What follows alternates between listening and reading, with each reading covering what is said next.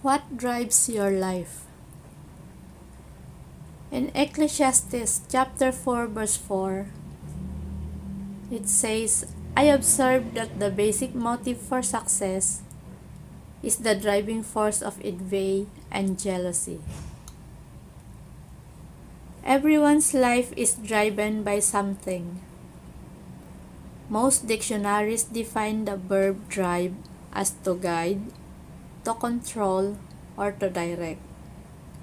Whether you are driving a car, a nail, or a golf ball, you are guiding, controlling, and directing it at that moment. What is the driving force in your life? Right now, you may be driven by a problem, a pressure, or a deadline. You may be driven by a painful memory, a haunting fear, or an unconscious belief. There are hundreds of circumstances, values, and emotions that can drive your life. Here are 5 of the most common ones. Number 1 is, many people are driven by guilt. They spend their entire lives running from regrets and hiding their shame. Guilt-driven people are manipulated by memories. They allow their past to control their future. They often unconsciously punish themselves by sabotaging their own success. When Cain sinned, his guilt disconnected him from God's presence, and God said, "You will be a restless wanderer on the earth." That describes most people today, wandering through life without a purpose. We are products of our past, but we don't have to be prisoners of it. God's purpose is not limited by your past.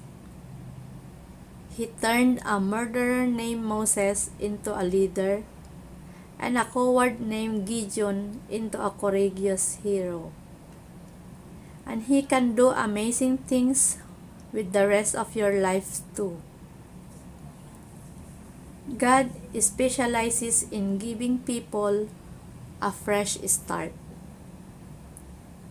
The Bible says, "What happiness for those whose guilt has been forgiven.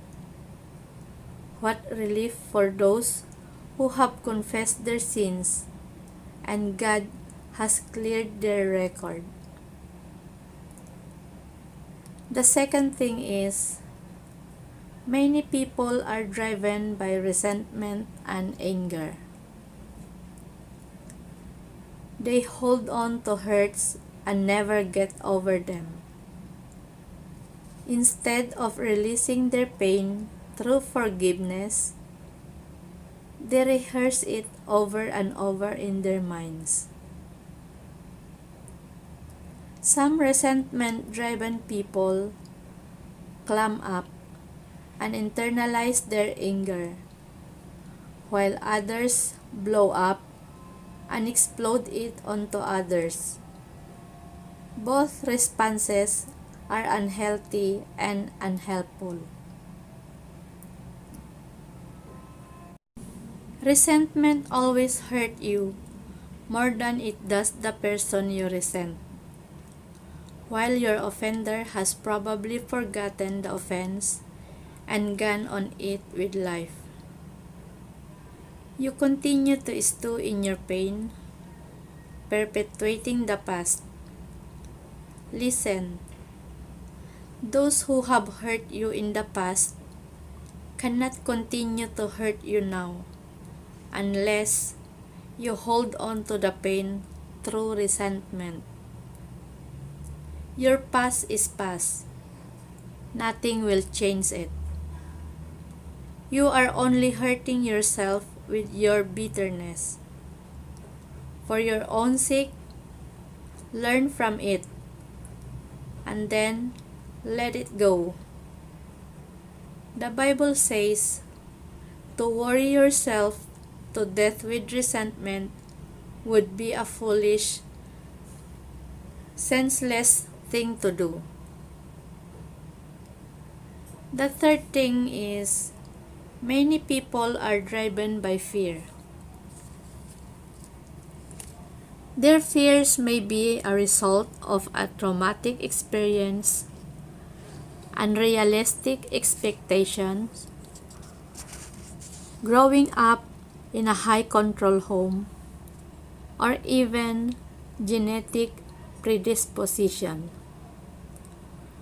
Regardless of the cause, fear-driven people often miss great opportunities because they are afraid to venture out. Instead, they play it safe, avoiding risk and trying to maintain the status quo. Fear is a self-imposed prison that will keep you from becoming what God intends for you to be. You must move against it with the weapons of faith and love. The Bible says, well-formed love banishes fear. Since fear is crippling a fearful life, fear of death, fear of judgment, is one not yet fully formed in love. The fourth thing is, many people are driven by materialism. Their desire to acquire becomes the whole goal of their lives. This drive to always want more is based on the misconceptions that having more will make me more happy, more important, and more secure. But all three ideas are untrue. Possessions only provide temporary happiness because things do not change. We eventually become bored with them and then want newer, bigger, better versions. It's also a myth that if I get more, I will be more important. Self-worth and net worth are not the same. Your value is not determined by your valuables. And God says, the most valuable things in life are not things. The most common myth about money is that having more will make me more secure. It won't. Wealth can be lost instantly through a variety of uncontrollable factors. Real security can only be found in that which can never be taken from you, and that is your relationship with God. And the fifth thing is, many people are driven by the need for approval. They allow the expectations of parents or spouses, or children, or teachers, or friends to control their lives. Many adults are still trying to earn the approval of unpleasable parents. Others are driven by peer pressure, always worried by what others might think. Unfortunately, those who follow the crowd usually get lost in it. I don't know all the keys to success, but one key to failure is to try to please everyone. Being controlled by the opinion of others is guaranteed way to miss God's purposes for your life. Jesus said, "No one can serve two masters."